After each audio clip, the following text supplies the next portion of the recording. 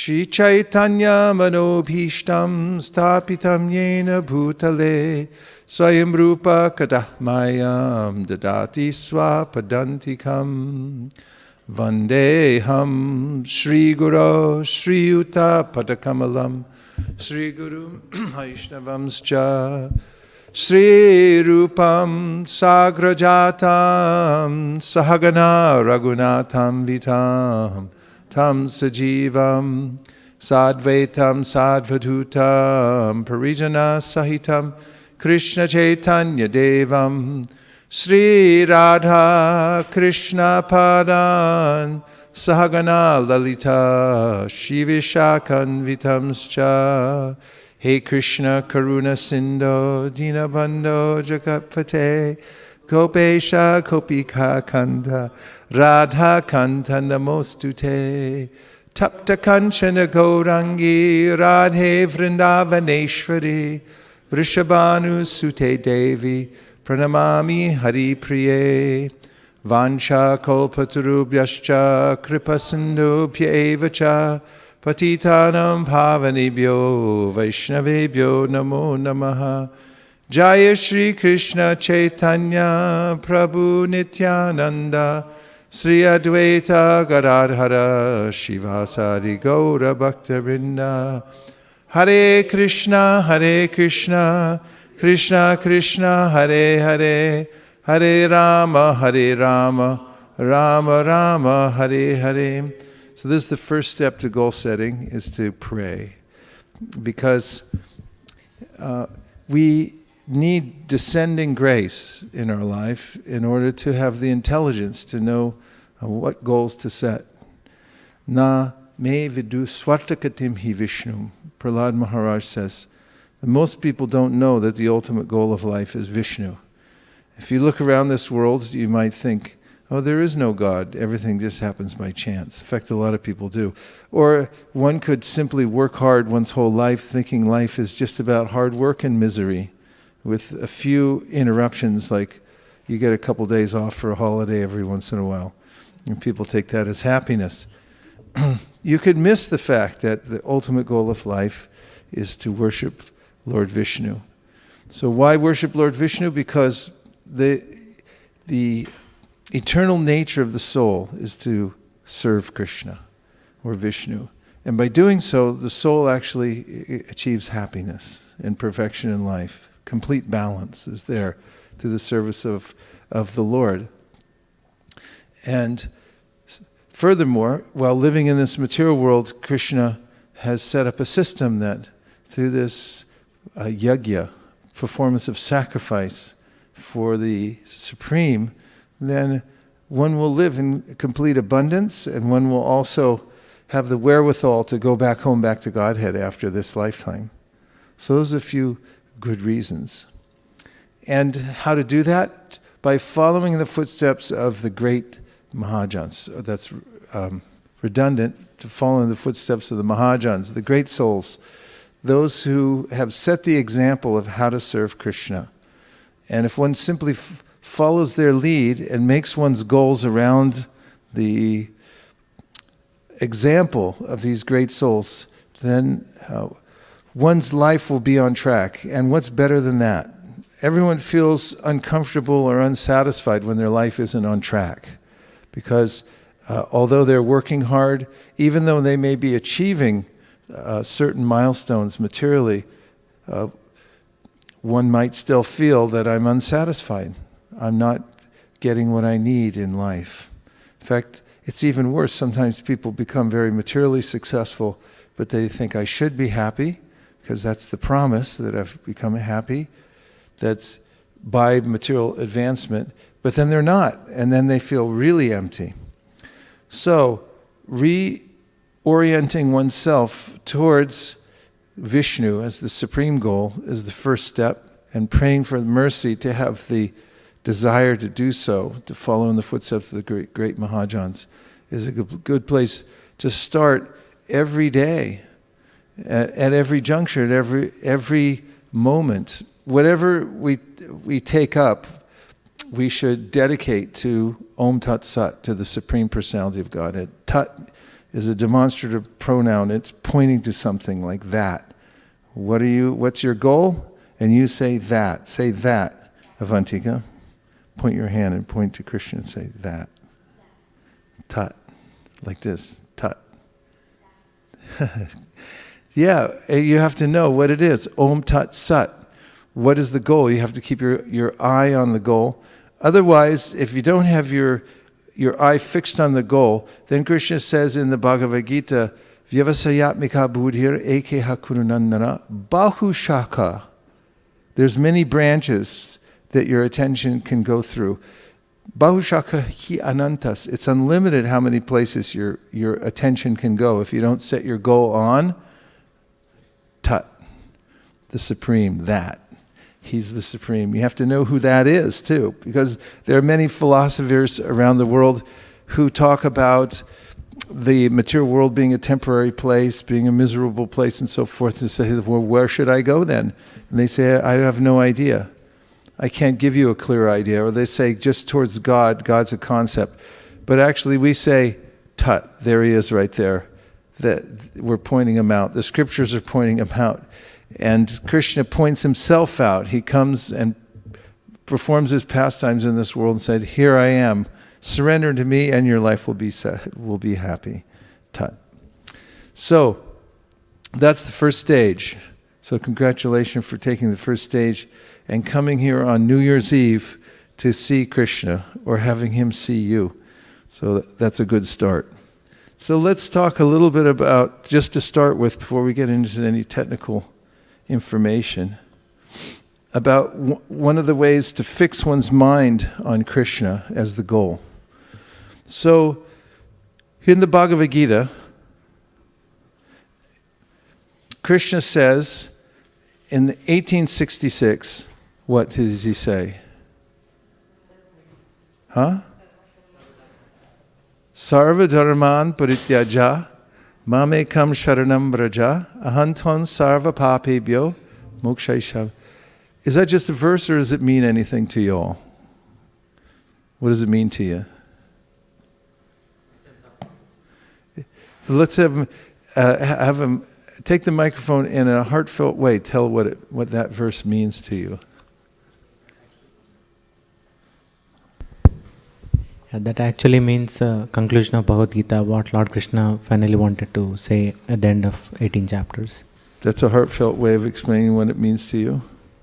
It's the conclusion of Bhagavad Gita. And any personal experience with this verse? Reading it? Experiencing it? Hansapriya. So when I read that, I heard it growing up also, but at one point, visiting again and again, it gave me such a relief that the mind doesn't have to wander around. We have so many goals that comes and goes, but what should be the ultimate that's we're looking for, and that's what relief was attained when I heard this verse. Where were you when you read the verse? Actually, I was just doing my service cooking and I had a tape on. Where, Gujarat? Here.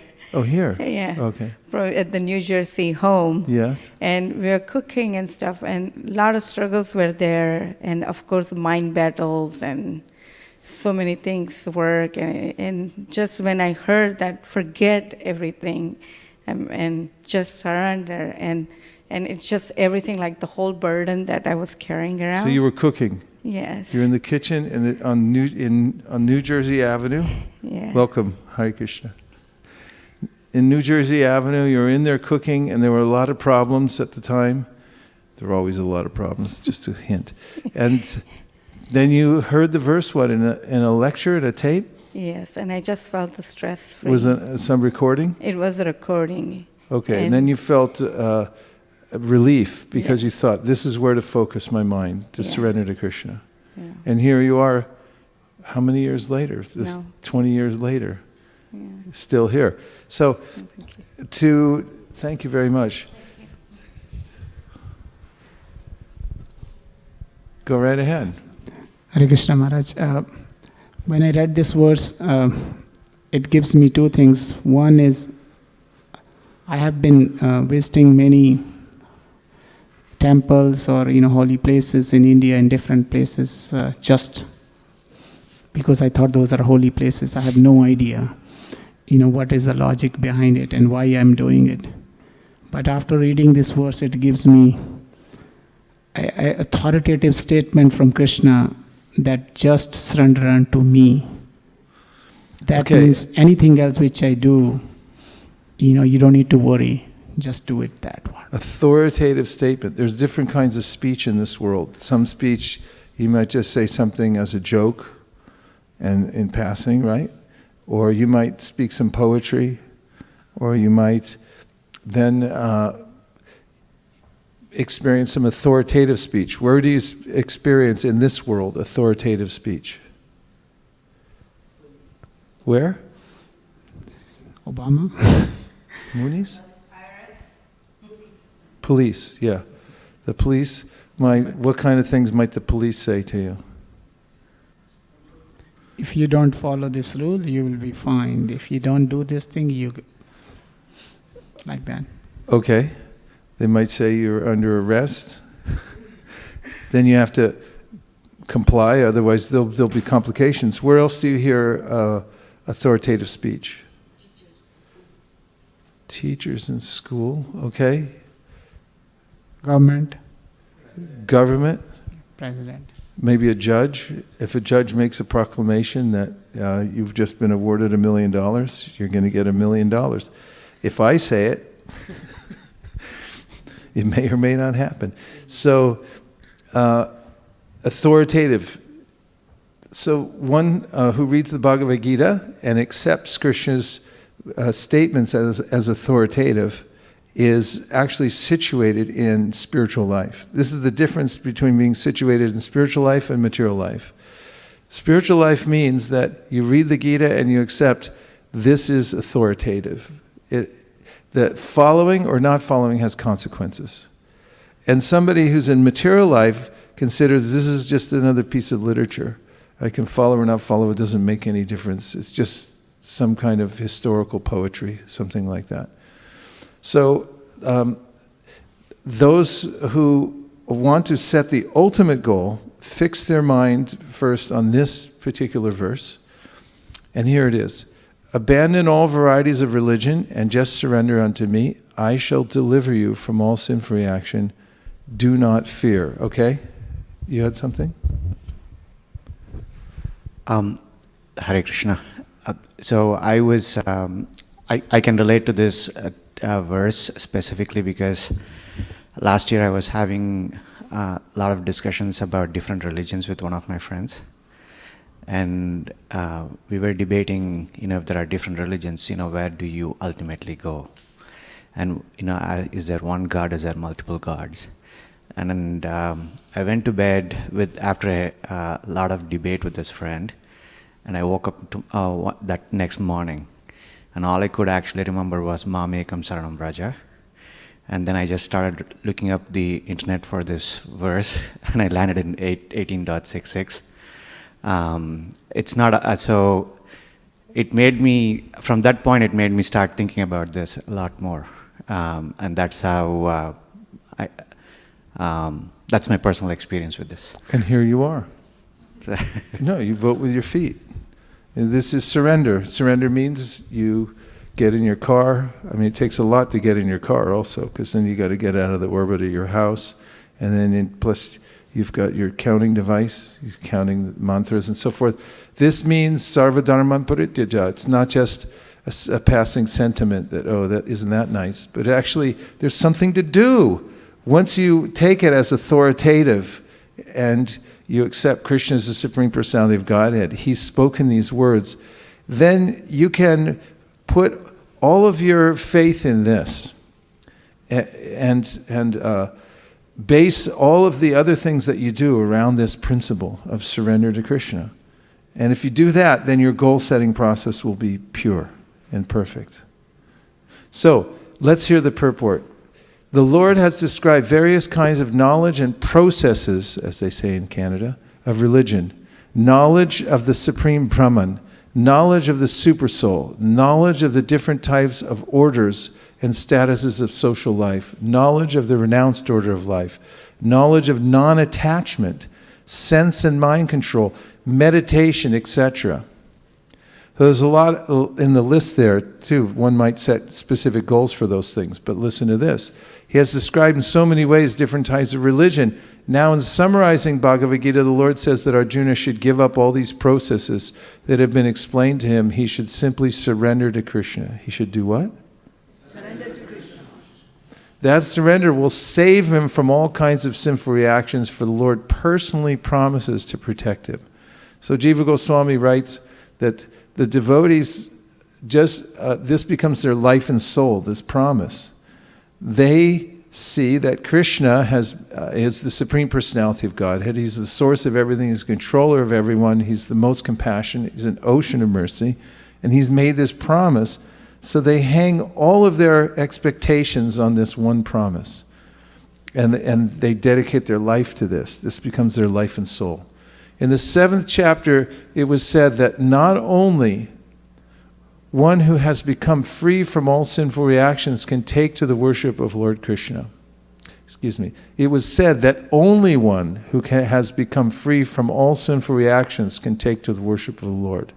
That verse is, Isham tvantakatam papam jananam punyakarmanam te tvanva mohanir mukta vajanti mam dhrudavritaha, means that only after finishing all sinful reactions and accumulating pious credits can one take to the service of the Lord.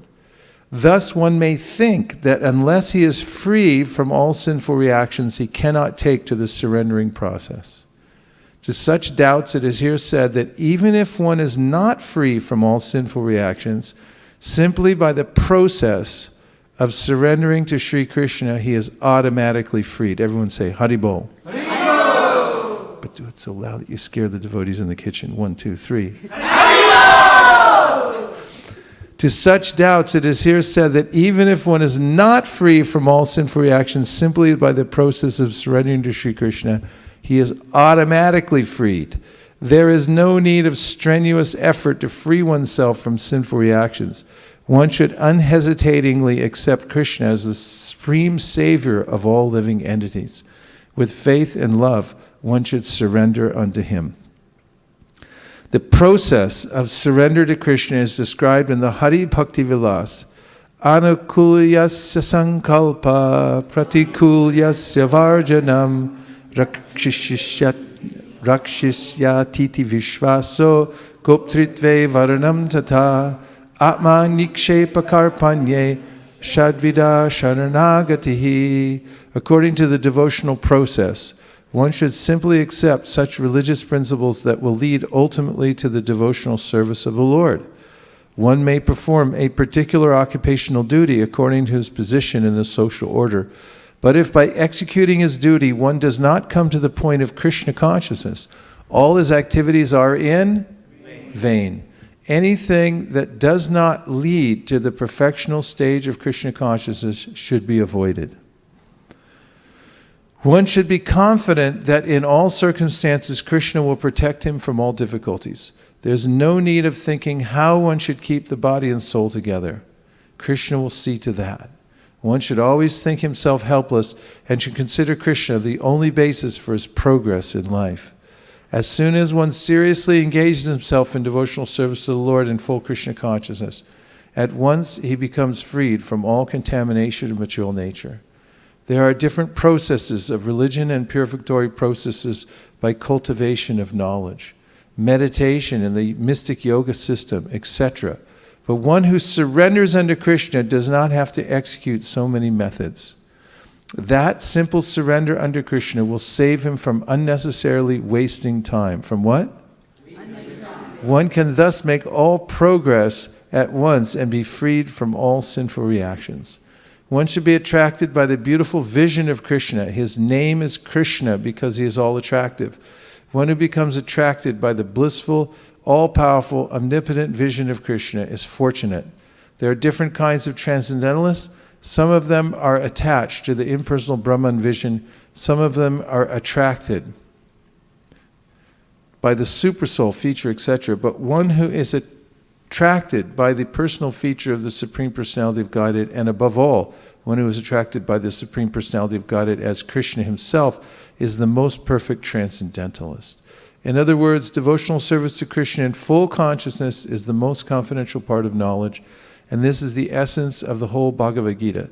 Karma yogis, empiric philosophers, mystics, and devotees are all called transcendentalists, but one who is a pure devotee is the best of all. The particular words used here are ma shuchaha, everyone say. Ma shuchaha. Don't fear, don't hesitate, don't worry, are very significant. One may be perplexed as to how one can give up all kinds of religious forms and simply surrender unto Krishna, but such worry is useless. Ma shuchaha. More explanation not needed. Just surrender to Krishna. So this is these are the words of Krishna, and we can use this to focus our minds on our goals in life. And as I said earlier, we're today talking a little bit about setting new goals for the new year. As the calendar turns over, we begin to think about how to make my life a little bit better than last time, how to make my activities, my services, and so forth more directed towards this mood of surrender to Krishna. So, in practice also, I want to read a verse from the 11th canto, 11:7-18.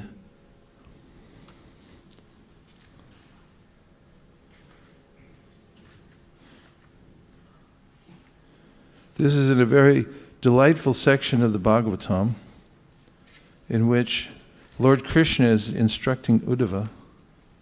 And here Uddhava is offering some very affectionate and deep words to Krishna. And he says, "Therefore, O Lord, feeling weary of material life and tormented by its distresses, I now surrender unto you because you are the perfect master. You are the unlimited, all-knowing Supreme Personality of Godhead, whose spiritual abode in Vaikuntha is free from all disturbances. In fact, you are known as Narayan, the true friend of all living beings." So here you have the most intimate associate of Krishna. Please turn the heat down just by a degree. It's too warm. Right, Avantika? Better to be a little crisp in here. Here you have an intimate association, an intimate associate of the Supreme Lord, who's so dear to Krishna that Krishna himself says, "There's nobody more dear to me than Uddhava." And here are his feelings about surrendering unto Krishna. "Therefore, O Lord, feeling weary of material life and tormented by its distresses." Can I get an amen on that? "I now surrender unto you because you are the perfect master. You are the unlimited, all-knowing Supreme Personality of Godhead, whose spiritual abode in Vaikuntha is free from all disturbances. In fact, you are known as Narayan, the true friend of all living beings." So we need to fortify our desire to surrender to Krishna by hearing from various other personalities. Uddhava here is expressing his feeling about how material life is frustrating and it's actually tormenting him. So he's surrendering to him, knowing him to be the perfect master. It means one has to take shelter somewhere. So we have to look for the perfect shelter, and here's the purport. "No one can claim to be a self-made man, because everyone works with the body and mind awarded by material nature. By the laws of nature, there is always anxiety in material existence, and terrible tragedies periodically harass the conditioned souls." Here Uddhava points out that only Sri Krishna, the personality of Godhead, is a proper master, friend, and shelter for the conditioned souls. We may be attracted by the good qualities of a particular man or demigod, but we may later discover discrepancies in that person's behavior.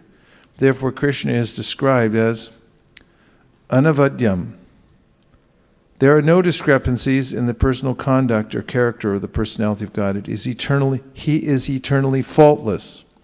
We may faithfully serve a master, father, or demigod, but when it is time for us to receive our reward for faithful service, the master may die. Therefore, Lord Krishna is here described as Anantaparam, which indicates that he is not limited by time or space. The word anta indicates the termination of time, and para indicates a spatial termination. Therefore, Anantaparam means that Lord Krishna is not limited by time or space, and thus will always dutifully reward his faithful servants. The sense of this, who would surrender to anyone else but Krishna? This was mentioned earlier by Uddhava when he said that Krishna gave liberation to Putana. She had come to kill him, and he, in the process of doing so, she disguised herself as a mother of Krishna. And when Krishna killed her, he considered, well, at least she offered her breast like my mother, so I'll accept that part. But the part with the poison and the intention to kill me, I won't accept that part. And so Uddhava was pointing out the quality of Krishna. He said, who else would you surrender to except for somebody who has that nature that considers only the good part and leaves out the bad? Besides that, you may serve some master in this world, and then at the end the master dies, the company goes out of business, whatever it is, and then you lose everything. But with Krishna, as he says in the Bhagavad Gita, you don't lose anything ever. Solpam apyasya dharmasya trayate mahato bhayat. Whatever you do for Krishna is eternally appreciated by him and recorded and eternally. It's not that it's ever lost. Every inch that you gain in devotional service, every gesture is eternally accounted for. If we serve someone other than the personality of Godhead, our so-called master may forget our service or become ungrateful. Therefore, Lord Krishna is described here as Sarvajñam, omniscient. He can never forget the service of his devotee, and therefore he is never ungrateful. In fact, it is said that Lord Krishna does not remember the faults of his devotees, but only the sincere service they have rendered. A further disadvantage in serving anyone besides Krishna is that when we are in danger, our master may not be able to protect us. If we take shelter of our nation, the nation may be destroyed in war. If we take shelter of our family, they may also die. And as described in the Vedic literature, even the demigods are sometimes defeated by the demons. But since Lord Krishna is described here as Ishvara, or the Supreme Controller, there is no danger of his being overcome or even impeded by any other power. And thus, Lord Krishna's promise of protection to his devotee is eternally valid. Some people are taking shelter of rupees, especially 1,000 and 500 rupee notes. Honestly, I mean, a lot of people, they were collecting them, a lot of them, and stacking them away in big bricks and putting them away in caves and anywhere else they could find. And then suddenly it wasn't there anymore. It was just declared useless and void. Right? Something we can all relate to. And there's a way the mind takes shelter in certain aspects of this world, like money. Money means freedom, power, can do what I want. And then all of a sudden it's just not there. That happens to everybody, if not sooner than later, it will happen. So there are all kinds of entities one might strive to take shelter in this world. And Shukadeva Goswami points out earlier in the Bhagavatam, Deha patra kalatradeshu atma saini sasatsupi tesham pramato nidhanam pashyanapi na pashyati. He said that these are all fallible soldiers, starting with the body and the products of the body. People surround themselves with family members, with guards, with their nation, with their money, with their properties, and so forth. And all of those things sift through our fingers because of the powerful influence of time. So one should discriminate where to take shelter, where to set one's goals. Even Lord Jesus Christ said, don't set your goals for building up some kingdom here in the material world. Build it in the spiritual world. One devotee who had been working very hard in the Krishna consciousness movement and feeling some discouragement came to Prabhupada, and Prabhupada told him that Krishna's building you a house in Goloka. I've seen it. Now go back and do your service. Point is, be aware of that goal.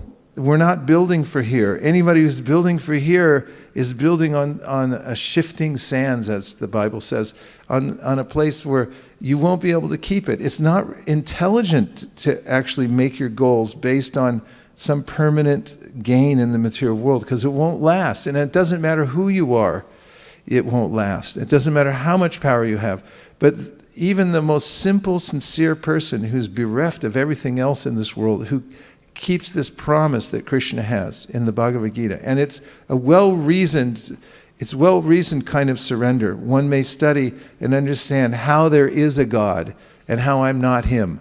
And one may also understand how it is that Krishna is God. And one may come to a logical conclusion to say, yes, Krishna is the Supreme Personality of Godhead. He said this, and therefore I'm going to make this my ultimate goal, to surrender to him. That's real intelligence, and anyone from even a very meager situation in this material world then becomes the most wealthy of all people in this world, because they've taken that promise to heart. To the degree that one takes this to heart, that Krishna has given this promise, and therefore I will put all my goals, I will pin all my goals on this promise. To the degree that one does that, one is a successful person in this world. And to the degree that one doesn't, one is not successful. It's an easy yardstick to measure with. Which brings me to the next paragraph. If we do not serve the personality of Godhead, we will not know the ultimate result of our service. But here Lord Krishna is described as Akunta Vikunta Dishnyam. What is he called? Lord Krishna has an eternal abode called Vaikuntha, and that abode is never disturbed by anything. The faithful servants of Lord Krishna will go certainly back to Godhead, back home, for an eternal life of bliss and knowledge in the personal abode of the Lord. However, since even the demigods, and what to speak of insignificant human beings, are subject sooner or later to annihilation, what ultimate benefit can be derived from serving them? Uddhava describes his personal situation as nirvinadhi and vrijina bhitapata. Or, in other words, Sri Uddhava states that he is exhausted and discouraged by the contradictions and anguish of material life. Contradictions and anguish of material life. He has been forced, therefore, to become humble and surrender to the lotus feet of Krishna, the personal friend of every living entity. In the material world, a great man does not have time for insignificant men. But although the Lord is the greatest person, he sits in the heart of every living entity. Thus, he is the most merciful.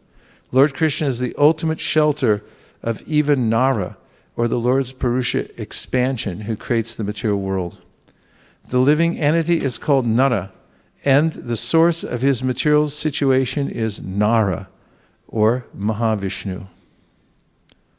The word Narayana, does everyone say Narayana? Narayana. But shout it out like you're at the last stages of life. Indicates that even Mahavishnu finds his shelter in Krishna, who is certainly supreme. Although our consciousness is presently contaminated by sinful propensities, if we follow the example of Sri Uddhava and take shelter of the Supreme Personality of Godhead Krishna, everything can be rectified.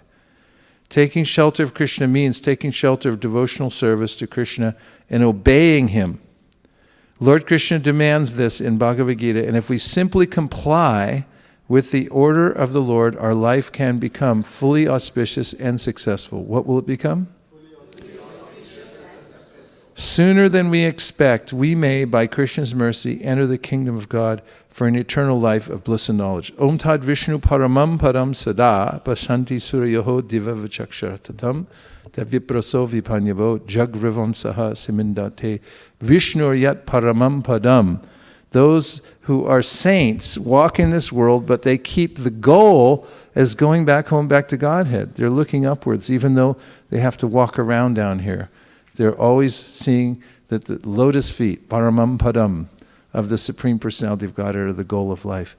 So, this is the first stage in successful goal setting for anyone who's interested going into the new year. And you're all interested, right? Okay, so let's talk a little bit more about how we can set some goals and why it's important.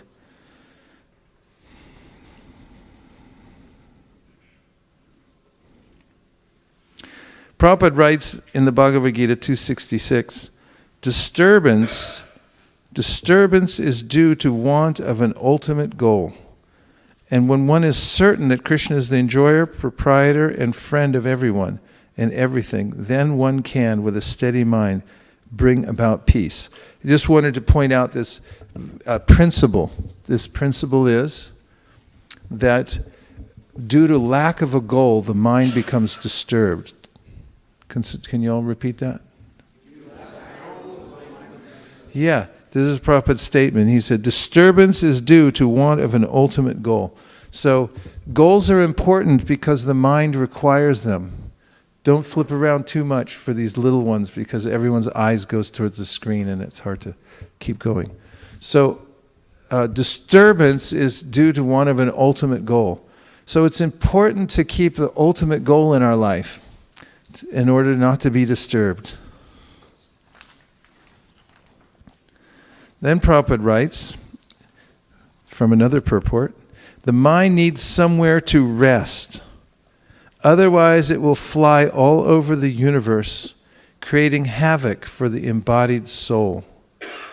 The best place to fix the mind is on doing good for others. It should be so trained that it can be always thinking of doing good for others. So the mind needs some place to rest. And that rest is in the objective one has in one's life, the goals one has in one's life. And Prabhupada points out something very important. This is another principle that you can write down, and that is when your mind is thinking about how to do good for others, then it has the best resting place.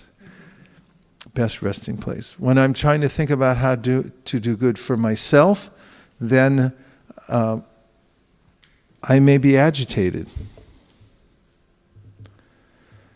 And Prabhupada also writes, actually this is from a lecture, one has to do good for others, that is Madhyama Adhikari. So, what about devotees in setting goals? Shouldn't we just be spontaneous and live our life moment to moment? This is Raga Anuga Bhakti. I don't count my rounds. I'm always chanting. It's in my heart. So why should I have counter beads? And why should I measure anything? This is some material concept. I'm on a higher platform. This is not the example set by the six Goswamis, certainly. The Srinivasacharya is singing about these most exalted of all examples of Sri Chaitanya Mahaprabhu's followers who are certainly spontaneously oriented towards Krishna in their devotion. Sankhya Purvaka Namagana Natibi. They counted everything. Sankhya means to count. Sankhya Purvaka Namagana Natibi. What did they count? How many times they chanted? How many times they bowed down? How many shlokas they read? And so forth. All these things. And in fact, even those who are have awakened spontaneous devotion from within their heart still follow this system for the example of others. Externally, they act just like the perfect Vidhi Bhakti. And internally, day and night, they're serving Krishna within their hearts. So this awakening takes place of spontaneous devotion after a lifetime of hearing about Krishna and serving Krishna. However, we must be fully dedicated to the life of measuring our service to Krishna, just as the Goswamis were. This is their example. Sankhya purvaka namagana natibi kalavasani krito. So, counting these things is a valid area for goal setting. And you're not limited in how many prayers you get to sing every day, how many rounds you chant. When you take a vow to chant rounds, you don't say, I only chant 16 rounds a day, and when I get done with my 16, then I'm finished. And that's it. I can't do any more. Because it's a regulative principle just to do 16, right? Because you could, if you decided, you could do 16,000 rounds if you wanted to. There's no limitation. So here, with those premises in mind, let's talk about just the principles of goal setting in general. Like why to set goals. And why set goals at all? Because, and these are just a few thoughts that I've had, goals give you a sense of purpose in life.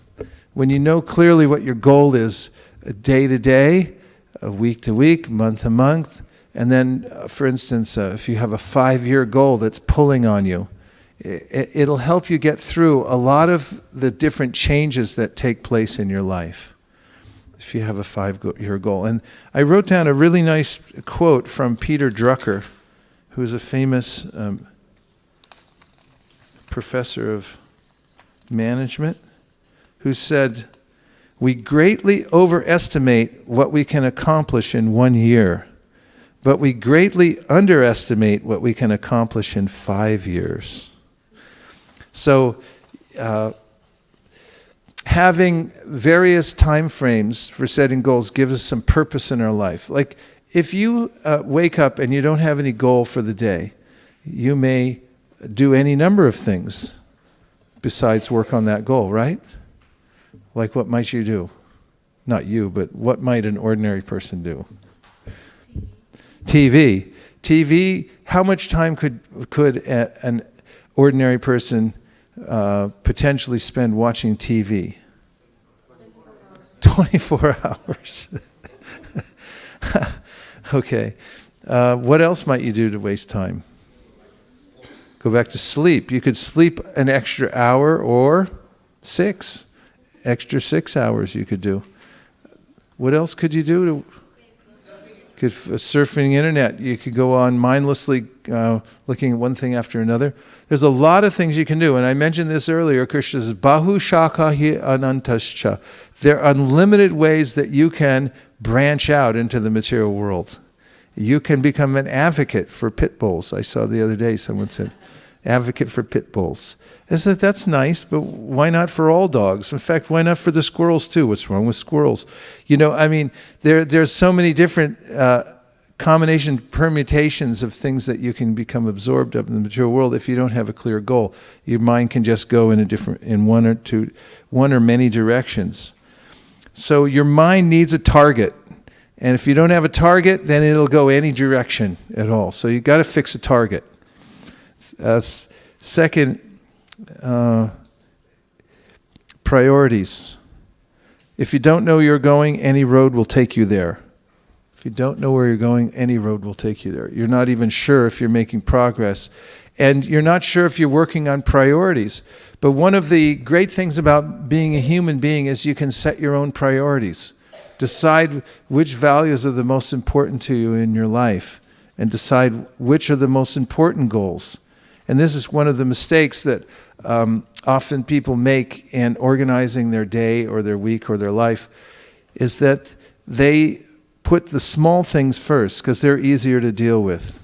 This Brian Tracy talks about in his book called Eat That Frog.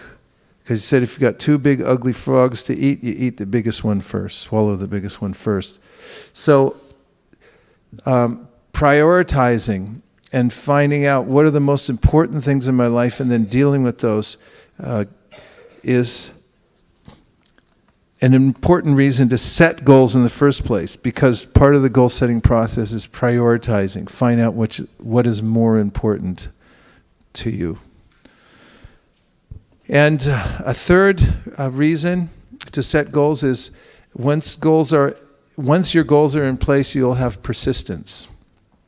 Because, as an example, if we asked you, any one of you right now, to do as many push-ups as you possibly could in a row without stopping,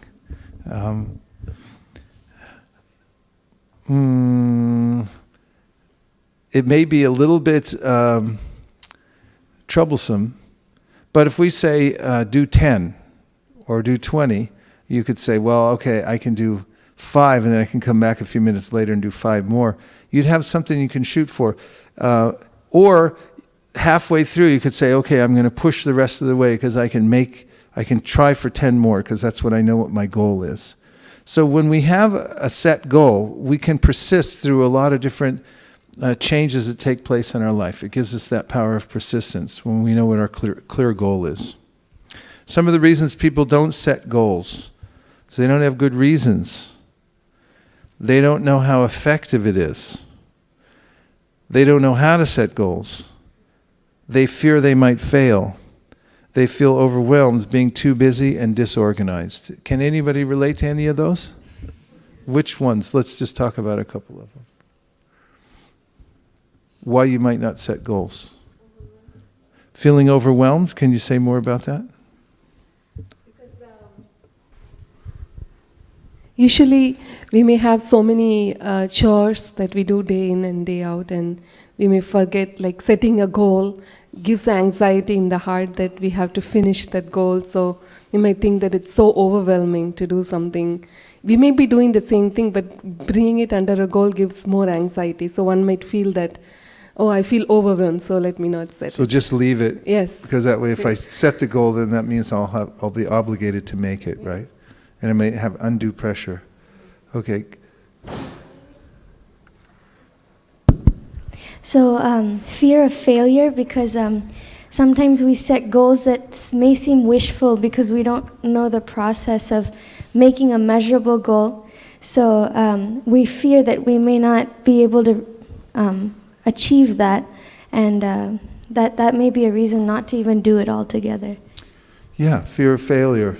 So I don't set the goal. If I don't set a goal, that way I don't have to experience that anxiety and that of not making it, right? So I just don't do it. Hare Krishna Prabhu, I was just thinking that I've been trying to set goals after every class of yours to the end of the year. And I think for the past 6, 7 or 8 years I've been having a book and writing it down. I realized that at the end of 2-3 weeks, I actually forget. In the beginning I used to forget what my goals were. But in the long run, the goals that I did the first year, I feel that I'm accomplishing it now. So in the long run, even though I try to make a little bit inch of progress, but at the end of the day, I think I am making a huge progress. And how does it make you feel when you go back and look and you say, oh, I accomplished this, yes, this, and that? Yes, yeah. It gives you energy, right? Absolutely. Yeah, and also I read that quote that one may overestimate what one can do in 1 year, but underestimate what you can do in 5 years. But the fact is, once you have the goal, that at least you have something to measure by. Otherwise, you're just going arbitrarily through your life. Yes, Srivas Pandit Prabhu.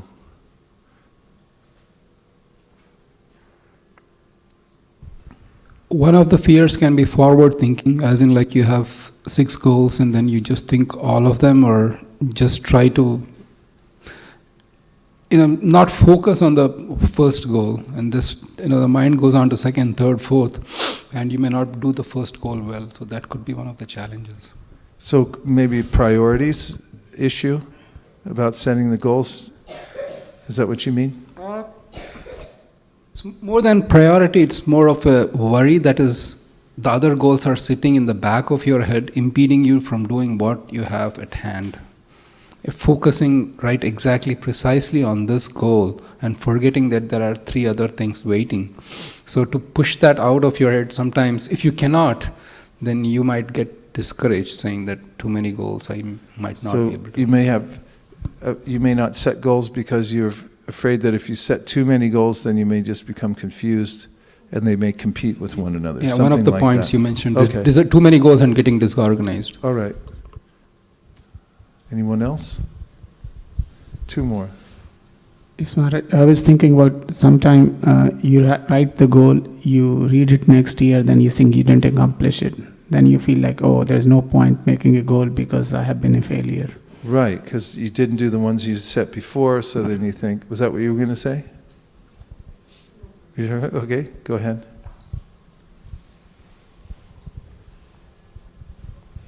I was going to say that in general we like to have a free flow. We don't like to constrict ourselves with, oh, I have to do this.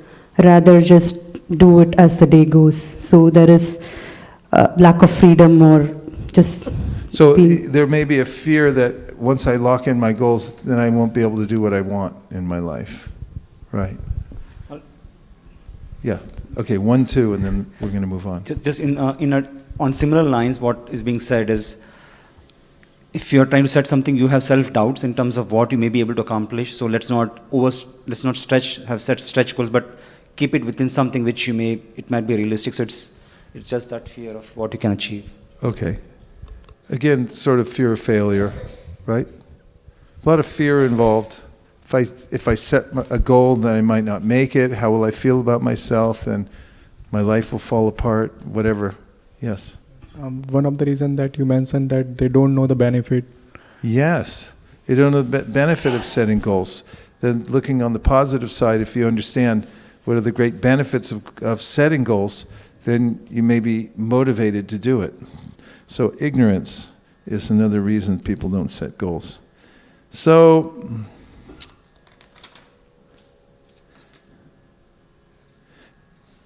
generally humans have a goal-setting tendency built in.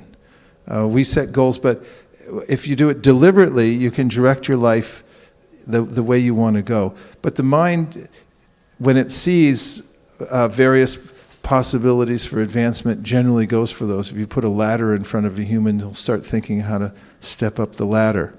So the idea of goal setting is to take some time to prioritize what's most important for you, because you can move forward over the next 5 years swinging at everything that you see, and you may not get as good a result as if you prioritize those things that are most important in your life. Prabhupada set goals all the time, and if you look through his writings and his methodologies, you'll see that for all his projects that he was engaged in, he was making very clear goals. For instance, in the 7 purposes of ISKCON, he has written out what he's shooting for his worldwide organization. One after another, he's clearly enumerated the goals of the International Society for Krishna Consciousness. When I was researching my book, I found many letters when Prabhupada was starting his book distribution movement. And he was suggesting to his early followers how to set goals. For instance, he was showing them how by each one of them deciding to distribute a certain number of Back to Godhead magazines in their own cities, they could achieve an overall goal for the nation and so forth. So these kinds of goal setting, numbers of books being distributed, numbers of rounds being chanted, these are all within the realm of the practice of pure devotional service. And it is not tedious, but it's ecstatic. Having a framework in one's life, like we've had here at ISV, for example, over many years, every year we have a clear framework how many books we're going to distribute every year. In fact, we've started this off, we used to sit over there at Bascom for a full day. Sometimes it would take us up to 10 hours to sit around and make a goal for every monthly Sankirtan festival. We've streamlined it because we've done it so many times. It's sort of built in. But when we'd walk away from that meeting, we'd know what we're shooting for the whole year. And every year the goal is expanded a little bit, and we've always thought, how will we do it this year? And somehow or other, by Lord Chaitanya's divine intervention and mercy, we've been able to expand every year. And how many years have gone by as we've been absorbed like that? 15 years. And it just seems like a few minutes. And in this way, one's life goes by, but it's very productive at the same time when one has these kinds of very clear goals. Okay, so think of your own goal setting as personal strategic planning, because that's what it is. And a few points I took from Brian Tracy's book about goal setting. He starts off with some basic ideas that you can utilize in your life. And one is that don't rationalize or make excuses when you don't reach your goals. Put it all in yourself. Take full responsibility. The other is rise above what others think about you. Don't tie your success to other people's opinion. Have a clear internal idea of what success is to you and try to reach for that. He also says you should have a personal research and development department in your own life. So you should take responsibility for your own personal training and continuous learning.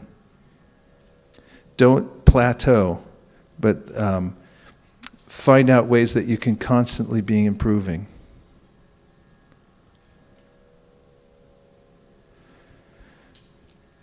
And he points out that this is a statement I wrote down from his book called Goals. The more your behavior in the moment is consistent with what you feel your ideal behavior should be, the more you like and respect yourself and the happier you are. So, he begins by talking about values. What are your most important values in life? And one of the points that he made was about integrity.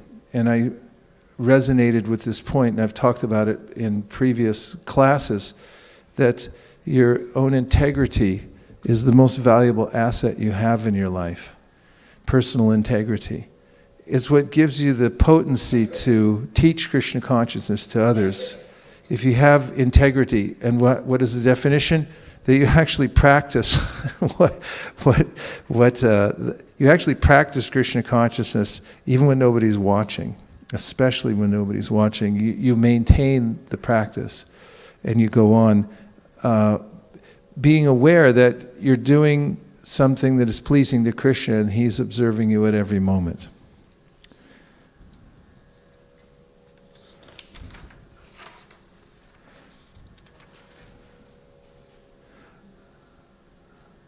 He also warns about self-limiting beliefs.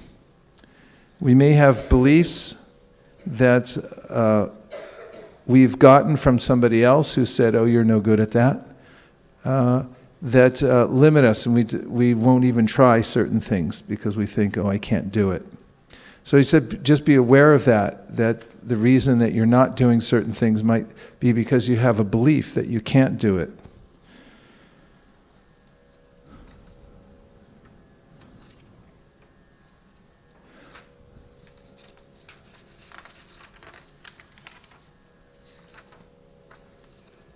Okay, so now as far as the goal-setting process, first I want to introduce the most simple of all ways to set goals, having said many other things now. And that is what Jim Rohn used to say, decide what you want and write it down. Those two things. What is it? Decide what you want and write it down. So I have some pencils and pens here for those of you who didn't bring one. And there are inside here some pencil sharpeners. If somebody's industrious, wants to sharpen some pencils.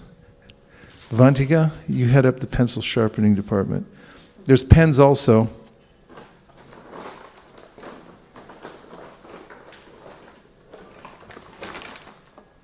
Also, if anybody needs a notebook or a pen, you can just take some paper out of here. Any of these notebooks. I recommend that you have a notebook where you keep your goals. Like somebody gave me this nice journal-like book, and in it I have different categories for setting goals and various parts.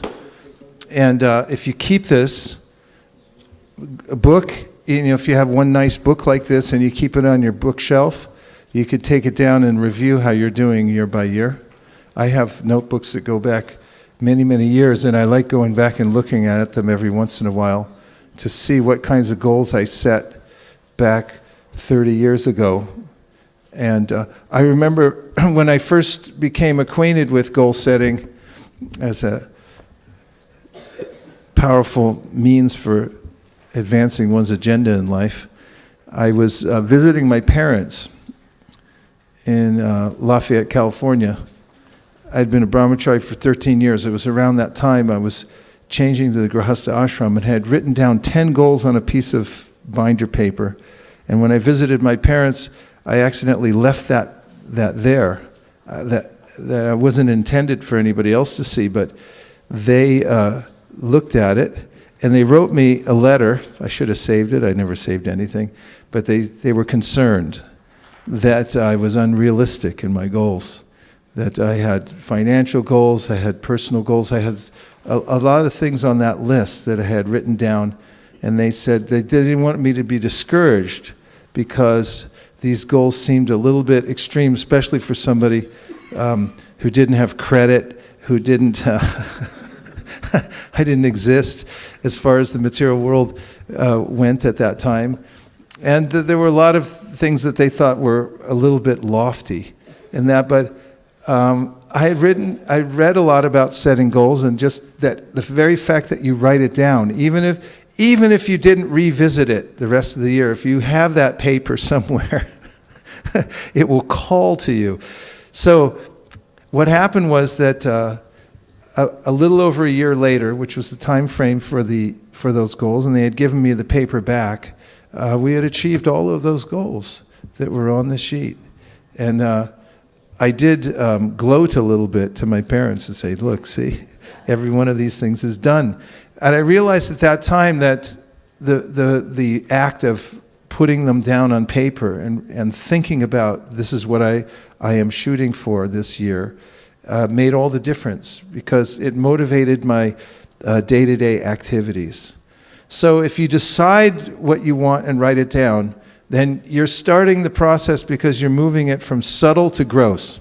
How is it gross? Because right now there are many ideas you have, conflicting ideas that you have in your mind of what I want to do and how I want to progress in life and so forth. But once you start writing them down, it goes from just a subtle thinking level onto paper. And that's actually starting to take a gross manifestation. It's actually coming to fruition already, the next stage. So now you may just make a list of things that you write down I want to achieve, but you can also put them in categories. What are some of the categories in your life that you might think about setting goals for? Financial? Spiritual. Okay, within spiritual, what would you say under that category? Practical things. Maybe the next thing would be sadhana, right? Like your practice. What would you put on the different subcategories under practice? Somebody said reading. So is it possible to set a reading goal in one's life? Yes. How might one do that? Be a sage page by page. The app's coming out soon. There's no excuses not to. You can pick out a number of pages that you're going to read every day. Who could stop you? And you could say, I'm going to, no matter what happens else in my life, I'm going to finish my blank number of pages every day. Could you do that? Yes. Would it make a difference in your life? It absolutely would, yes. If you set a goal for how many pages you're going to read of the Bhagavatam, Bhagavad Gita, you're going to be the person, when someone says, what are you doing these days? You said, I'm reading the Nectar Devotion. You meet them somewhere at a Sunday feast over a big cup of sweet rice, and they say, what are you doing in your life nowadays? DOS, and you say, I'm reading the Nectar Devotion. What are you doing? Because you are, and reading something means you have a set number of pages. You're actually going through it, and you're going to finish it, right? Does that boost your spiritual self-esteem? Knowing that you're in process, even if everything else in your life is going sideways, which is possible, you could still maintain this internal inspiration that, yes, I'm reading Nectar Devotion. So if everything else goes off the edge of the earth, no problem. I'm reading Nectar Devotion. That's a good thing to have. Bali. May I suggest one thing to write down in the Word document here so that everybody can see? Let's put an expert in the booth who can write on the Word document. Let's get a Word document started. Vrindavan, go ahead, get in there. You raise your hand, you get in there now. Go ahead. We want you to get on a Word document and write as fast as you can. Let's see how you do. Bali will help you out if you run into any snags. Okay, yes? I was just wondering that if we have the, like you said before, under spiritual, you have practice, sadhana, what are the Give her the mic. Subcategories? Subcategories under sadhana, that's what we're talking about. So reading is definitely one of them because hearing from the Bhagavatam, the Bhagavad Gita is vital. You have to read it every day. So you could set a number of pages that you read every day, right? You could also do a Chad goal. Chant one chapter of Bhagavad Gita every day. That's a good goal to add in. You could just say, no matter what, this is part of my program, I do one chapter of Gita every day as part of your reading and chanting goal. You could also pick out an ashtakam and say, every day I do the Shikshashtakam, I do the Shad Goswami Ashtakam, I do the Nam Ashtakam, something like that. These are our kinds of goals. You could also make a goal for what else? You tell me. And under spiritual goals, Amit. Yeah, memorizing. Okay, so memorizing. You could set a goal for memorizing. What would you like to memorize? Somebody give me an example. You want to memorize the Brahma Samhita? You could say within the next how many months, years, I'm going to memorize Brahma Samhita. You could say I'm going to memorize X number of verses. And as an example from the goal, expanding from there, what would you do if you said, in the next 6 months, I'm going to memorize 6 verses? What would be the next step? Decide which verses, then what? Write them down on what? Your refrigerator? On the sidewalk? Would it get an airplane that puts it in the sky? Okay, somewhere you could, maybe on index cards, you could get a program on your iPhone that, does flashcards, any number of things, but it'll move you to the details, right? So you say, I could memorize 6 verses in the next 6 months. Possible? Doable? Absolutely. And if you write it down, then it moves you to the next stage, which means I'm going to figure out a way to do this, right? Okay, so memorize verses. Reading Srila Prabhupada's books, memorizing not just Brahma Samhita, but memorizing verses in general. What are the practices? So I think for me, the personal goal is the quality of chanting or quality of japa. I think it sounds a bit subjective, but I think there are small steps that one can take. Okay, put quality of japa, and then let's put some subcategories to that. What are some of the ways, practical ways you would ensure that you're getting good japa every day? So one of the things that I have personally felt is that if I do it in the morning during the Brahma Muhurat, the quality is dramatically up compared to late nights. Who's writing in there? Are you serious?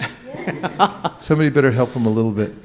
But I'm amazed. I got a seat for myself.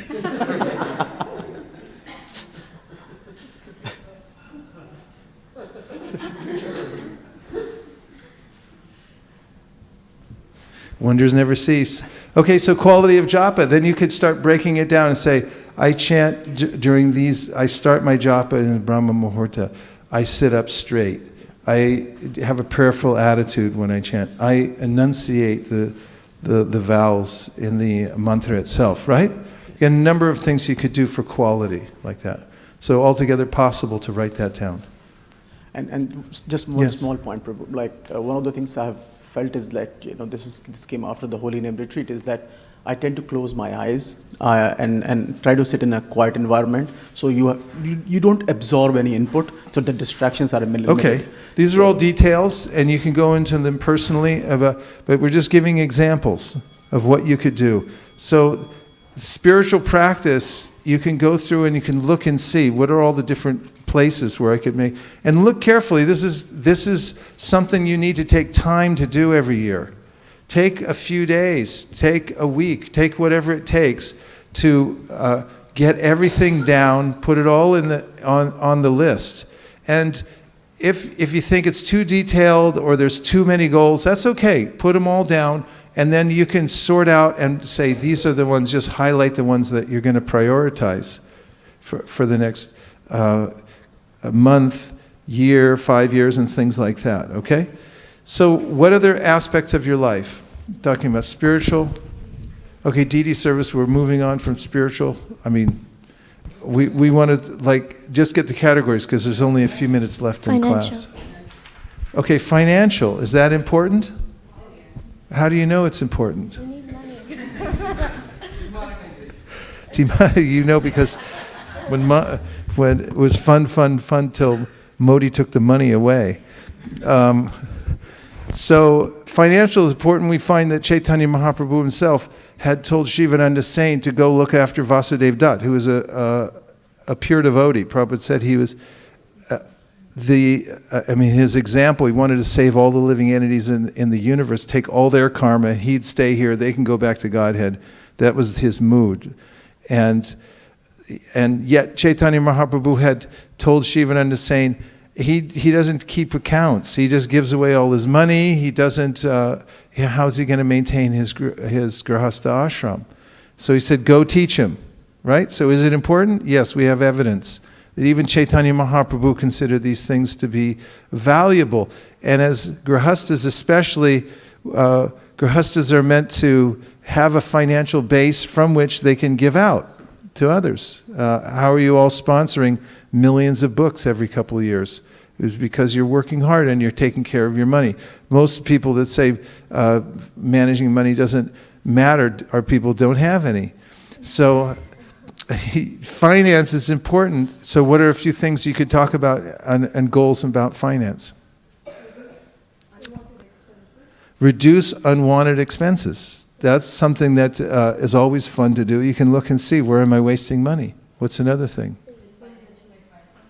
You could get financial advice. Yes, there are fee-based financial planners that you can hire to help you look at things.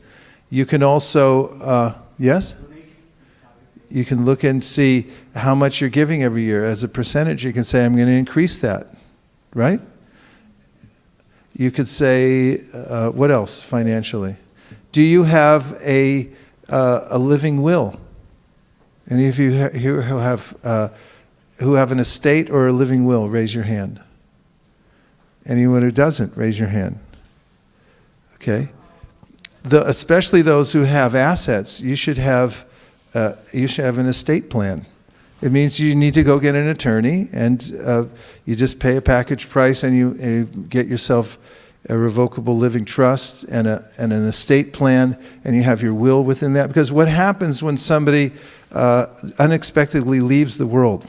Say a grahastha who's got a lot of service, who's got a job making a lot of money and has got dependents, and all of a sudden they just leave the world. What happens if they don't have a plan? Everybody suffers. So when I was in South India as a kid, there was I used to see people wearing Brahmins. They wear gold and jewels around there. And I say, what's with that? They say, if they die when they're wandering somewhere, then they have somewhere to pay off the funeral. They want to leave a debt. And so you should take responsibility financially to have a plan to make sure that nobody has to clean up your mess after you financially when you leave this world. Plus, if you don't allocate your assets, the state will decide how to allocate them for you. That'll cost you 30% of your estate to start with in probate court. That's how much you're going to lose of your hard-earned money that you wanted to give to Krishna because you didn't have a plan. So these are important things. These finances are part of your devotional service, especially when you're a grahastha. So don't just think, oh, I'm an avaduta, it doesn't matter. It does too matter. Make plans and find out how you're supposed to take care of your money, because it's Krishna's money and you're supposed to use it for Krishna, and you can use it not just in this life, but after you leave. For instance, you could set up a revocable living trust, And within that trust, then you have a will, and within that will you can specify where you want everything to go. Of course, within a living trust, everything gets automatically transferred to those within the trust. Once you die, you don't lose everything, but once everybody goes, then you can allocate. I want half of my estate, which is how much? $500,000 only. For you, probably several millions. I want half of it to go to Motel Gita. How's that? No, this is altogether practical. Then when you leave the world, your money just doesn't go to the state, or it goes, half of it goes to Motel Gita, or 75% or 100% of it. These are goals you should make. Get together with an attorney, make the living trust, make all these things happen. Okay, finance. After finance, what other kind of goals are there? Health. Put health down there as a category for goals. What could you do for your health? You could exercise. Have you ever looked at the charts for participation in exercise during the year in North America? Here's January, February, March, April. It goes like this. Most people get all excited at the beginning of the year. You have to find a sustainable way to be healthy. Prabhupada walked every day. Really strong, healthy walk every day. He also got massage. He also was very careful with his diet. And so, what are some of the ways you can take care of your health? Some goals that you could set. Exercise every day? What kind of exercise? Surya Namaskar. What? Could take a walk.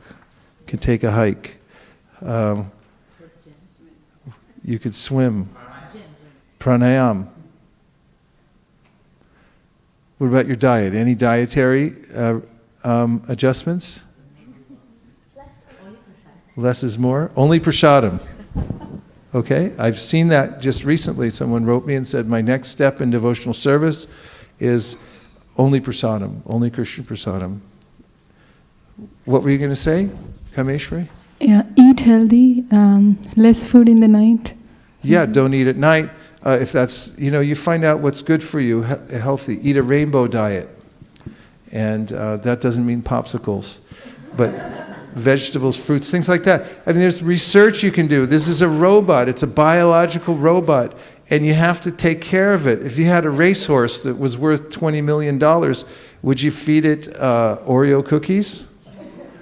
You don't feed Hostess ding-dongs and ho-hos to a $20 million racehorse. You give the best kind of alfalfa. So similarly, you should consider this is nature's gift I've been giving. I've literally seen, I've had godbrothers I've seen eat themselves to death because they just keep on the same habit and rationalize it, whatever it is, and next thing you know, they have to give up the body because it won't work anymore. It doesn't work if you put the wrong kind of fuel in it, right? Yes? So, Prabhuji, can you just explain some of the rationalization because that's really useful? Rationalization is, could be, it's all prasadam. But Prabhupada himself points out that you should be careful that in the name of prasadam you don't just eat unlimitedly opulent things. You have to take things... pure vegetarian, absolutely. Be vegetarian, yes.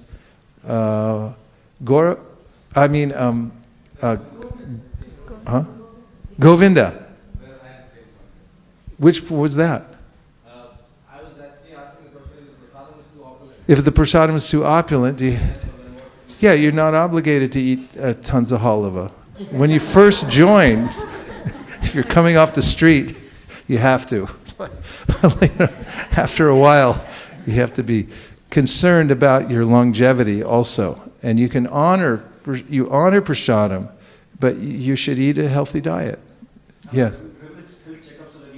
Health checkups important. There are all kinds of diseases that can catch you by surprise. One of them is colon cancer. People get colon cancer unnecessarily every year. You just have to have a colonoscopy. You can have a checkup from your doctor that you're paying so many thousands of dollars during healthcare to make sure that you get some of these random things done to make sure you don't have high blood pressure, because that means you could suddenly die of a heart attack. You don't have colon cancer growing, which is something you can take care of because it grows so slowly, but if you don't ever check, you could be caught by surprise. I mean, there's a lot of things like this that you should keep up on, just as when you take care of your car, you figure out different times you're supposed to change the oil and things that you're supposed to do. So health is a big deal. It was way up there on Prabhupada's list, and it is part of your devotional service to maintain this robot properly so you can do service with great vigor and for many years into the future. Don't neglect it. Make goals. Okay, what other category do you want? Service. So for your seva. So what kind of sevas are you thinking about? So you could list the different services that you have and talk about ways that you could improve them, right? So say if it's book distribution, what's some of the goals that you might make?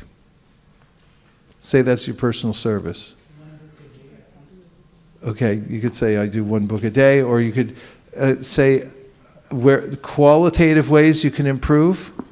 Madhav Govinda, you want to say qualitative ways you could improve your book distribution?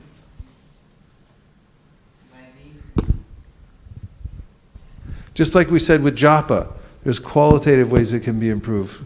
Qualitative ways you can improve your book distribution. Being refined in our dealings with people. Yeah, this is one of the great kinds of sadhana that we do. We go out and we meet all types of people, and I might have had a slip of the tongue, and I said something to somebody that agitated their mind. I might make a goal that I'll be a kind friend to all kinds of people. Here's a list I made this morning of different practices of values consistently with people in my life. Unconditional love, continuous encouragement and reinforcement, patience, forgiveness, generosity. These are things that you can put in your goal list and talk about, how to practice them. Being patient with people. There are austerities of speech that you can practice and so forth. What else about services? Increasing your service. What's that? Increasing your temple services. Yeah. Being personal with your associates. Is somebody helping Vrindavan in there? Who? Okay. I think we're missing a few details, but it's very good what you're doing. Okay. So now, because we have just a little bit of time left, raise your hand if you don't have a piece of paper and a pen. And plenty of paper, so you have room to write. Everyone has a pencil, writing implement? Raise your hand if you don't have a pencil or a pen. Could somebody give him a pencil or a pen? Do we have more? Here's some pens.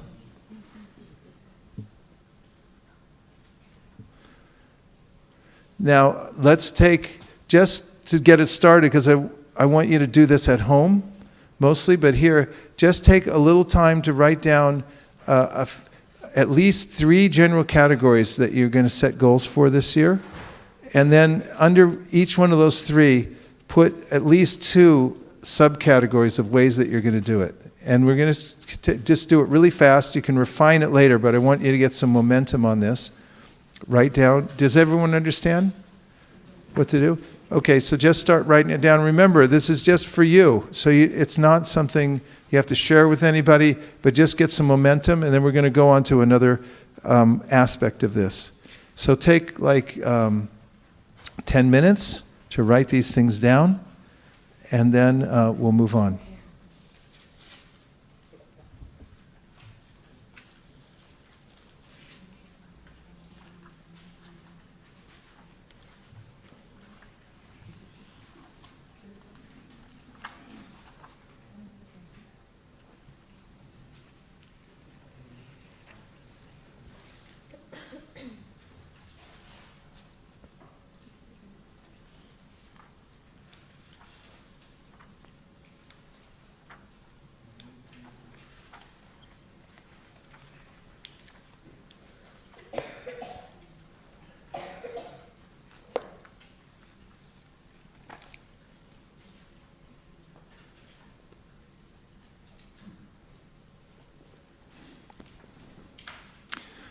just one other point about the form in which you write your goals. Brian Tracy recommends you write it in present tense. For instance, if you say, I know everybody's name, one of your goals is to know everybody's name in the entire ISV congregation. So then you'd say, I know everyone's name in the entire ISV congregation. I memorize the names of every person I meet. Things like that. Say it in the present tense, as if it's already achieved.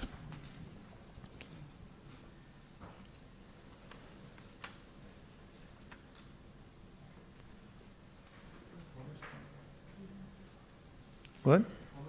10. Now 8.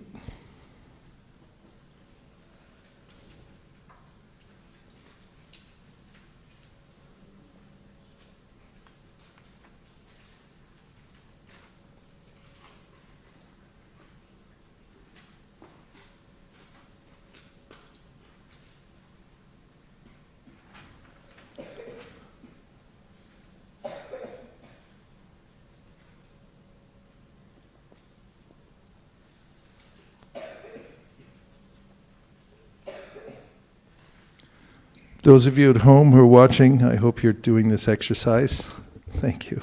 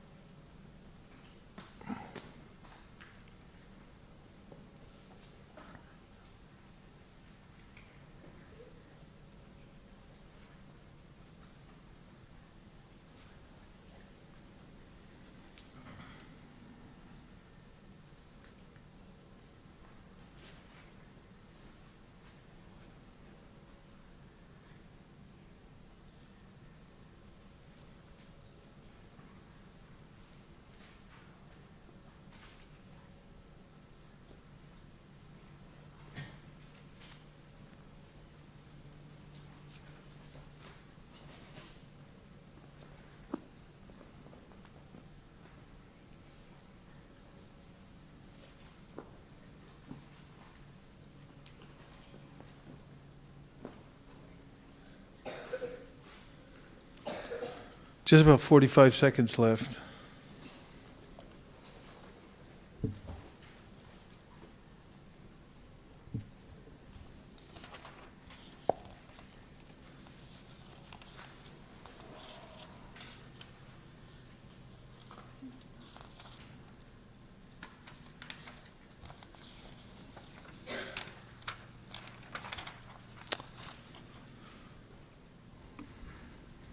Fourteen, 13, 12, 11, 7, 6, 5, 3, 2. Okay. Kids, how'd it go? What does good mean? Tell us, just what were you thinking when you were writing stuff down? Give him the microphone.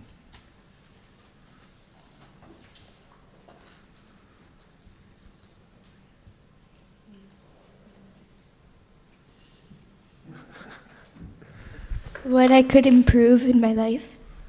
So how did it feel writing things down? Was it hard, easy? Did you think of a lot of things, or was it a strain to find things to write down? It was just like 5 to 10 things. 5 or 10 things. Was it difficult to think of those, or did they come easily? They came easily. Easily? Gita Priya? Just your experience, what was it like? Did you have fun doing it? Was it interesting, or was it sort of boring, or what? It was interesting because I wasn't here half the time, so So you found it interesting. Okay.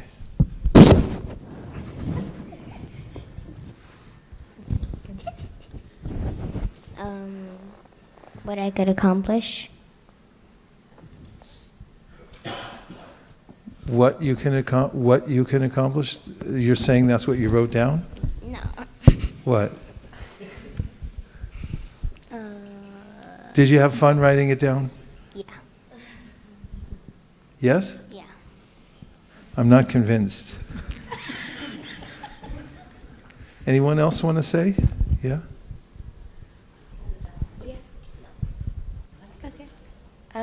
I enjoyed it because it made me feel good about what I could do this year. That was different than. Okay. Why did it make you feel good about what you could do this year? I mean, did you come up with things that you weren't thinking about before? Yeah. Okay. Nice. It made me feel older because, like. Yeah. Because I'm having more responsibilities and. Okay. Yeah. Made you feel older. Okay, good. It wasn't very hard trying to find them, but when I tried to write how I could do that, I didn't know how to think. Okay, that's a good point. Let's talk about that a little bit. So, in writing a lot of these things down, they may seem like insurmountable, overwhelming, or your mind might say, we've thought of that one before, but we didn't know how to attack it. We didn't know how to actually go after that goal. So one of the ways we talked about achieving goals is to break them down into really small little parts. One of the almost obvious ways to read the Bhagavatam in which, so that you don't get overwhelmed, is to find out how many pages there are, how many verses there are, and to break it down into small parts, right? And that's what we did in that little chart called Be a Sage Page by Page. So for years, people have looked at the Bhagavatam and said, I could never read all that. And frankly, it looks, just even one volume seems like I don't have time for that. But if you think of it in terms of 5 pages, 8 pages a day, I'll finish in 5 years. That seems within reach because you know, what do I have to do each day? Each day is a small compartment, and all I'm responsible for is dealing with that one day, and the rest will deal with itself. So in any of these kinds of goals, one of the points that David Allen points out in his very popular and extremely useful book called Getting Things Done is that you always have to decide what's the next step that you can take towards getting it done. So you may say, I'm going to make a financial plan, or I'm going to get a living trust. So then you say, I don't know how to make a living trust, so I can't do it. But so what would be the next step? What? Even before that, what would you do? You said, and please use the microphones if you can, so everyone at home can hear. But he said, ask somebody who knows how to do it, right? But what's even a step before that? What? It doesn't count unless it's in the mic. From now Decide on. that we need that. What was this? Decide that you need it. Okay, that's good. And then the next step? First, just write it down that somewhere it's there. Well, you might find out. Keep going backwards. You want to find out who knows something about it. How would you do that? Then you keep going back further. You know, it's like it could come back to like make a search on the internet and find. Take the next step that you can actually do. And it could be, you know, pick up my pen off the desk, or pick up the phone. You know, those things you can actually do. The steps that are too far away may become paralyzing. You may say, I can't do that. So what's the next thing you can do? So if you just take small steps and break the thing down into ridiculously small steps that you can do, then you can move towards it. Right? Okay. So let's hear just a few more thoughts about the goal setting that you did just now. Priya Kishori. I think when I go through this process, you realize that there's 365 days ahead of you, 1 year. And what do you really want to do with that much time? And what is it that you want to really invest your heart and energy into? And sometimes because we're lost in our own minds, because of all the things we failed at last year and the things we limit ourselves that we won't be able to achieve next year, it's hard to really assess what we really want to do. So that's such a nice point. And you know, I had a similar revelation recently when I saw somebody break down how many weeks they had left in their life. Of course, it's just a calculation, but you just say, if you look at the actuary chart and say that you're going to live till, because you're a non-smoker, you wear a safety belt, you don't overeat, things like that, then you're going to live till, say, 84.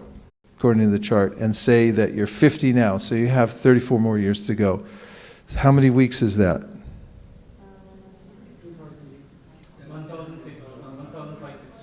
1,560 weeks. So 1,560 weeks. We've got some real brains in here. 1,560 weeks. It becomes a little more compelling because you actually have 1,560 weeks left in my life. So you look at each week as sort of more valuable when you realize that there's an end point to it, right? If you just think, I have unlimited left. Is that true? No, it's not true. This life is described in the Bhagavatam. Labvam sudurlabam idam bahusam bhavante manusham artanam anityam apihadira. It's anityam, it's temporary. How temporary is it? Well, 1,560 weeks if you're lucky. You look at that and say, or if you say, I have 365 days, each day is important.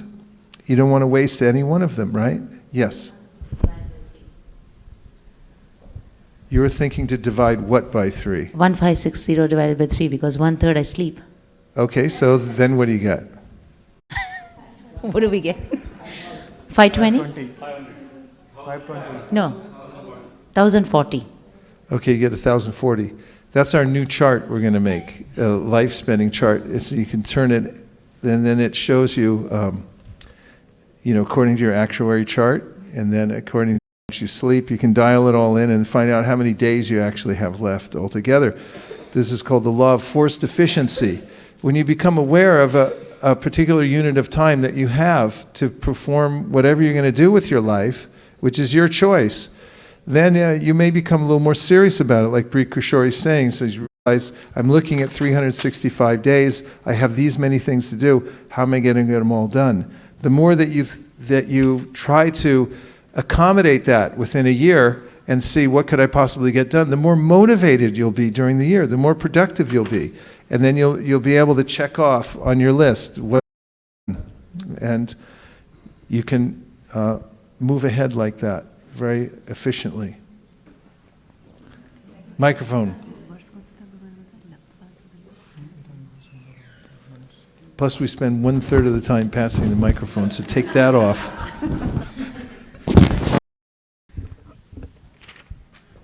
Writing it down helped me actually to reflect me on my last year's goals, to carry over this year that what really mattered. Okay.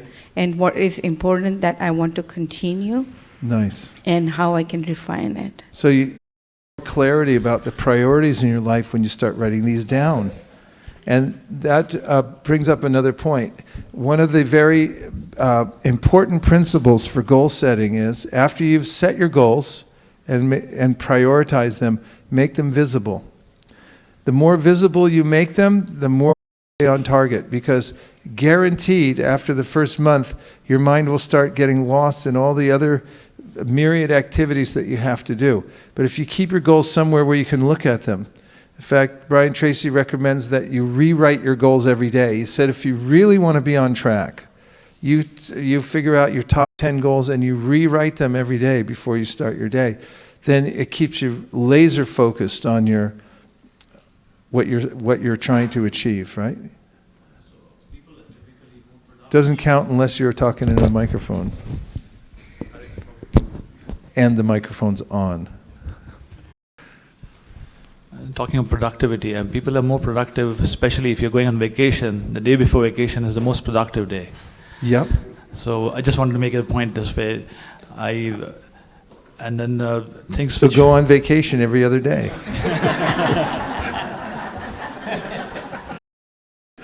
That wasn't your point. Go ahead. And the second point I wanted to make was to answer Priya Mataji's point, that things that get written upon and measured get improved. Yes. That's a fact. What gets written and what gets measured gets improved. Otherwise, you're flying blind.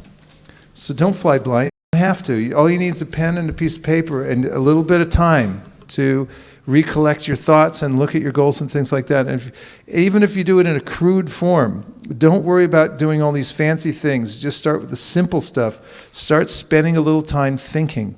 If you just get a pad and a paper or screen, whatever you use, and take some time to think, what do I want? What are my priorities? And write them down. As you do that, your life will become more refined and focused. Yes.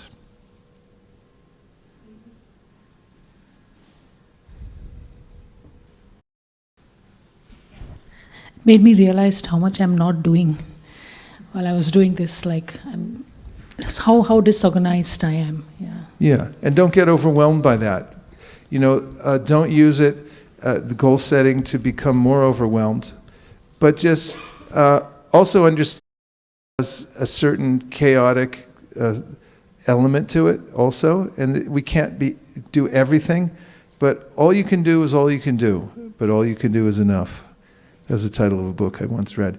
And if you just do the best that you can with what you have right now, and make the best choices you can. This is one of the points. Do your best. And it may vary from one day to the next, 1 week to the next, but do the best you can with what you have. And don't get in too much anxiety. Remember that we're doing all this as a lifetime of surrender to Krishna.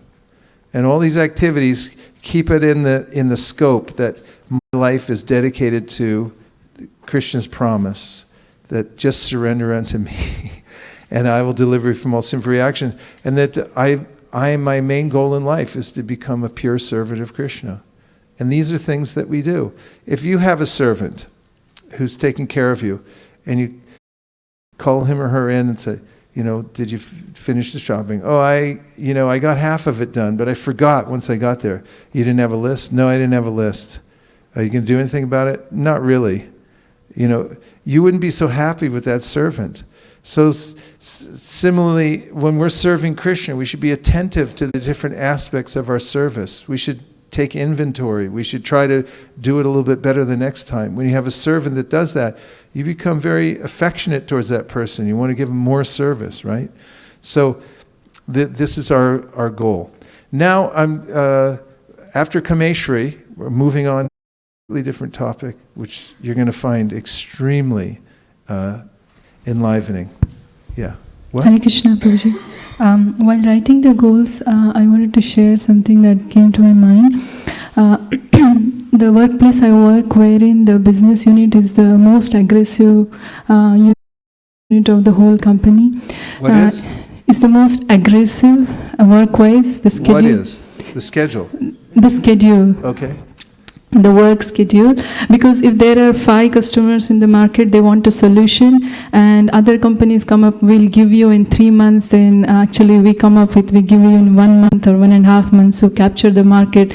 So then they make the plan accordingly, so that we deliver it ahead of time, and they make a schedule and kind of run, hit the ground running.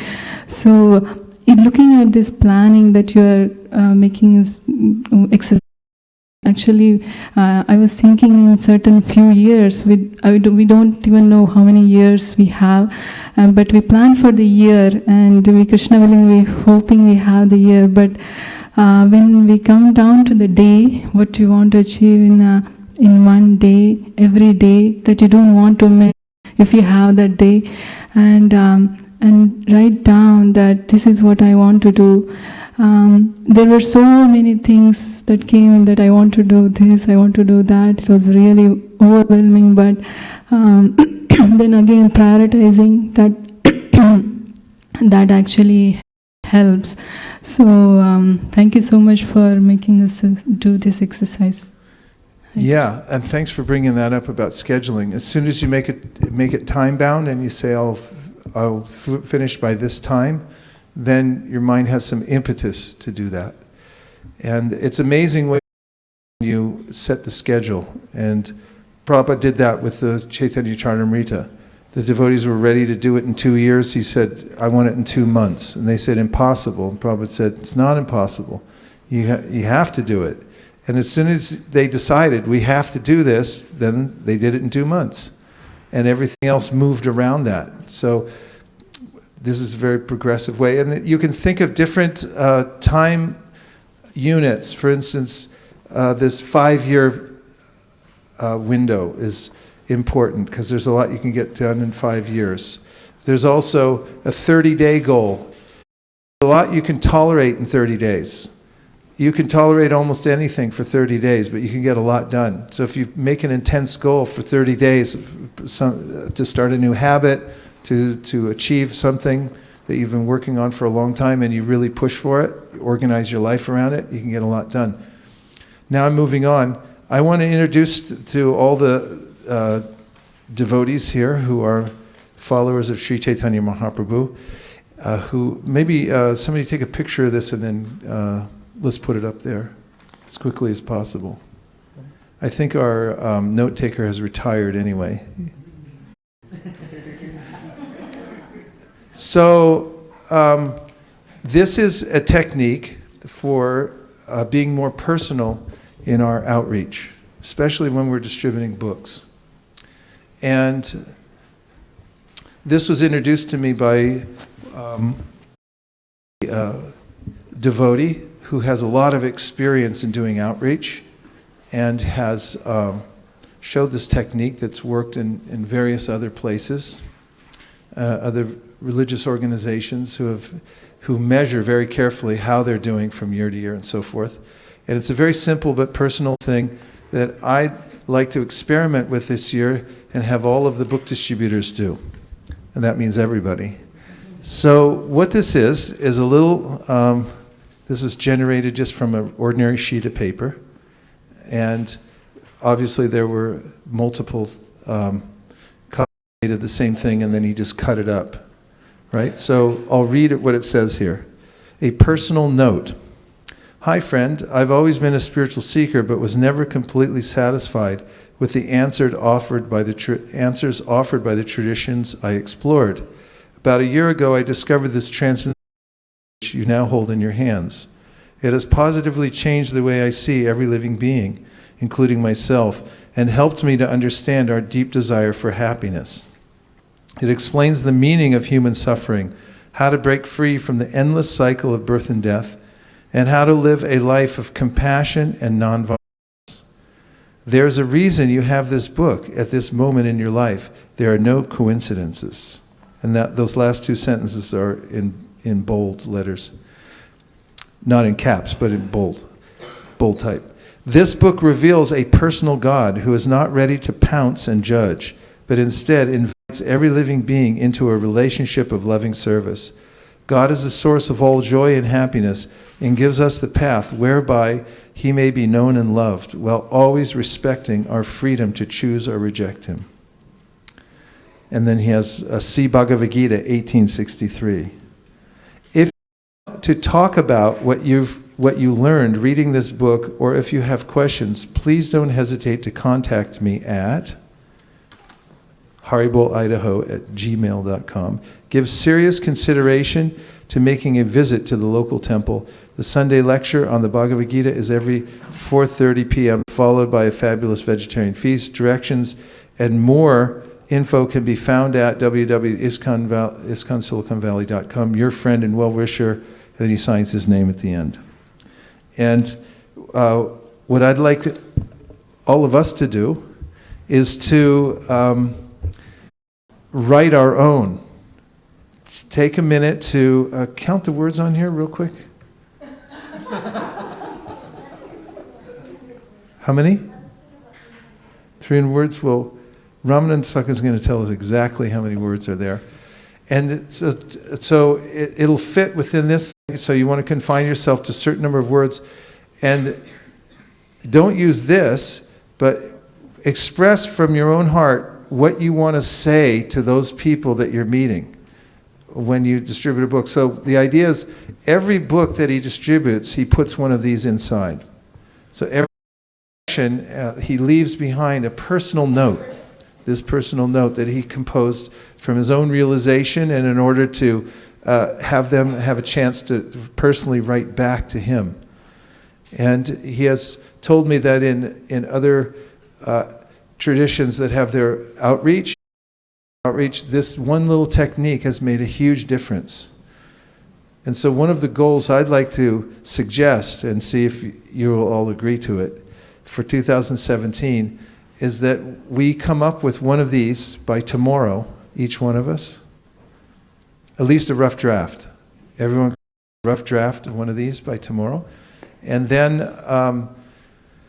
we'll start implementing it the very next time that we all go out to distribute books. We can cut them out, and you can each have them in your bag, your own individual note, and you can put it in.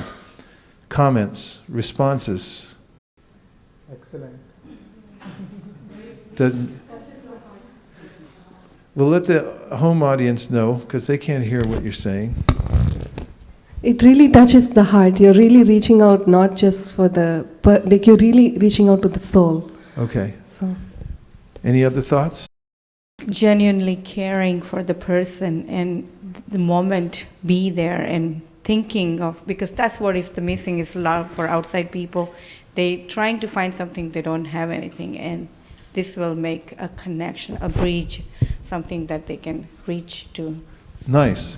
So you can there who's actually interested, and then they have a real person to reach out to, right? Yes. We can even, instead of friend, we can write their name there on the spot.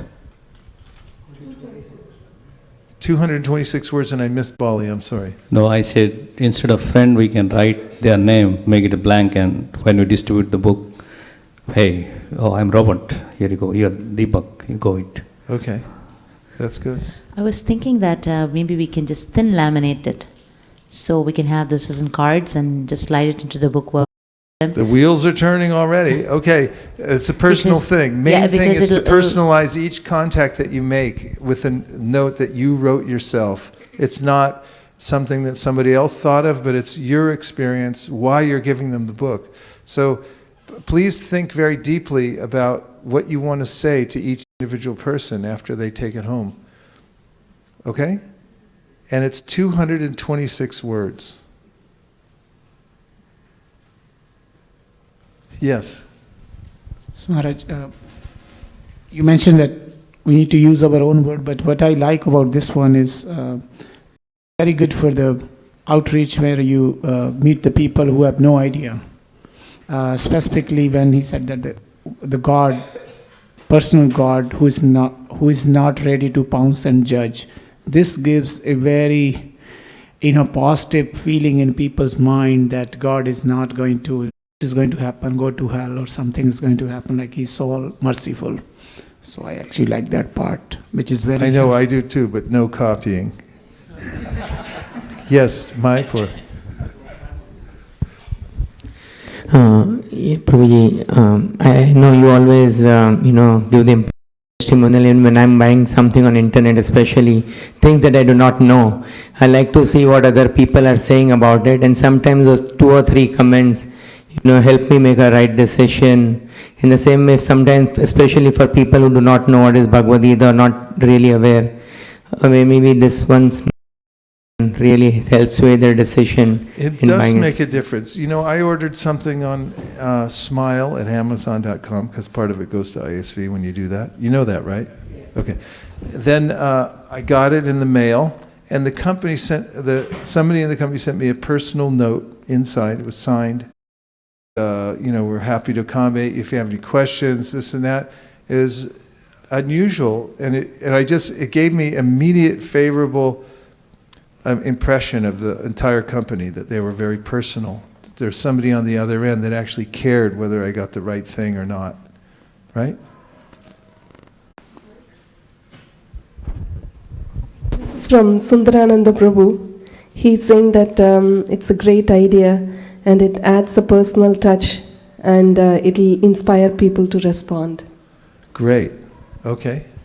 So just take some time. Today is New Year's Eve. This is a good time to write down your goals. And sit with your family and ask them what their goals are also. And then you can take a little time to refine it if you need to over the week. But main thing is start writing some things down tonight. Sit down and write some things down. And also think very carefully, Avantika, what you want to say to people every time you distribute a book, and write a note. About 225 words, so that it fits within this framework, and we're going to experiment with it next few days. So we want to make copies of these and cut them out for each devotee. We'll get the format to do that, right? It's probably 4 up on a page, isn't it? It's 4 up on a page? Yeah, that's right. 4 up on a page, and you just cut it, joop, joop, like that. Each person, each devotee should carry these and sign each one of them and take them out. Bali Mardan Prabhu suggested that you write the person's name at the top when you meet them. The more personal you make it, the better. Everyone in for the homework? Yes. Okay. So bring it back by tomorrow, okay? Because today is Saturday, tomorrow is New Year's Day, and we'd like to just see what everybody's written. We'll take some samples randomly. So make sure you write something.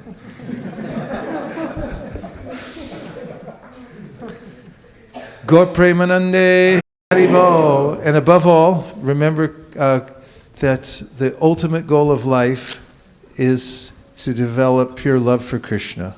And if you just keep your mind on this one goal, that's my very precious life that I have been given is meant to develop my devotional service.